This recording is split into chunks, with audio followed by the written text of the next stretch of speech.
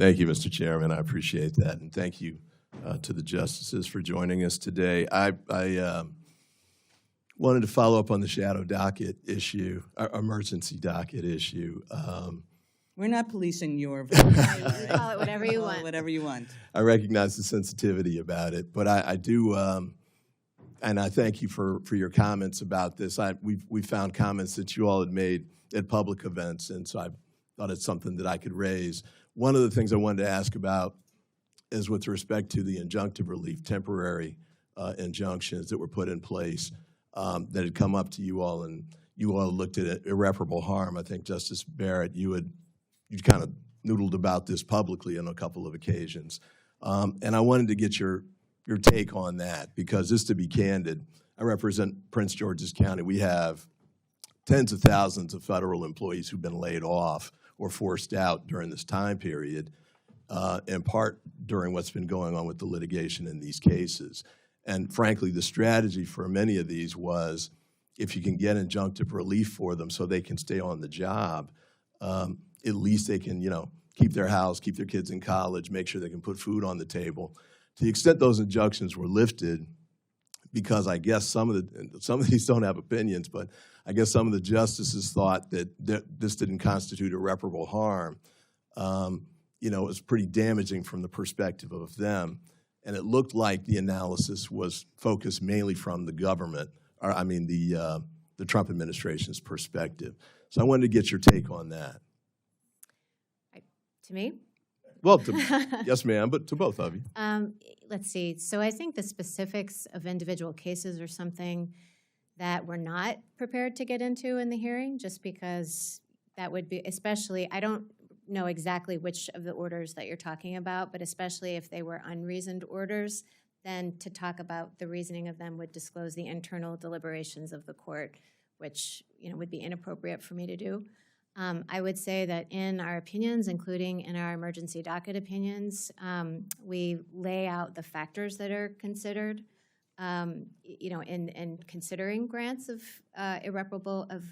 emergency relief, and irreparable harm is one of those factors, as is likelihood of success on the merits, balancing of the equities. And so I think the factors are laid out quite plainly, how they apply in any individual case, or how we have applied them in individual cases. I wouldn't want to. That's fair, but I'm not asking specifically for individual cases. Is there a general approach from your perspective? Because you did lay out irreparable harm as one. And I think you also mentioned in one of your September 9, 2025 speeches that you did look at it from the Trump administration's perspective. Go ahead. Please finish. I wanted to see if there's also a view from the perspective in this instance is the plaintiffs who, or the parties who were government employees or whoever, who were on the opposite side of that. Okay, I now understand your question.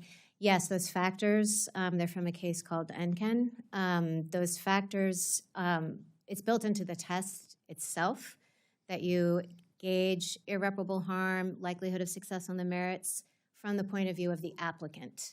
So if it were the employees, if they were the applicant, it would be the irreparable harm to the employee of not receiving the relief that they seek. If the person who seeks emergency relief is, say, the government, then it would be evaluated from that perspective. That's just built into the test itself, which is in the opinions in the cases. I do think, though, that the test also has room for what we call the balance of the equities. And that allows you to take into consideration also the what's going to happen to the non-applicants in any given case. Now, True. Again, how that happens and is a different question. True. Excellent. And just another quick point on that front. For example, NIH, I want to ask you to answer this about the particulars of it. But one of my constituents had been a scientist doing research on Alzheimer's, and the clinical trial was shut down and she was forced out. And so it terminated not only her work, but the scientific research that we would all benefit from. 2 quick points before I run out of time.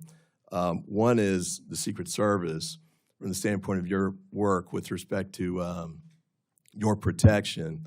We did a lot of work. A committee was set up after the attempt to assassinate President Trump. Well, not candidate Trump then, And there were a lot of deficiencies found, frankly, by what the Secret Service had done. I think they've improved what their work is. I'd encourage you to have your police team do that. And then lastly, I know you answered with respect to Mr. Pocan, the ethics Your piece. 5 minutes are up, please. We'd Thank love you. to We hear now about what's recognize going Mr. forward Alford, with please. that. Support journalism you trust. Support PBS News. Donate now, or even better, start a monthly contribution today.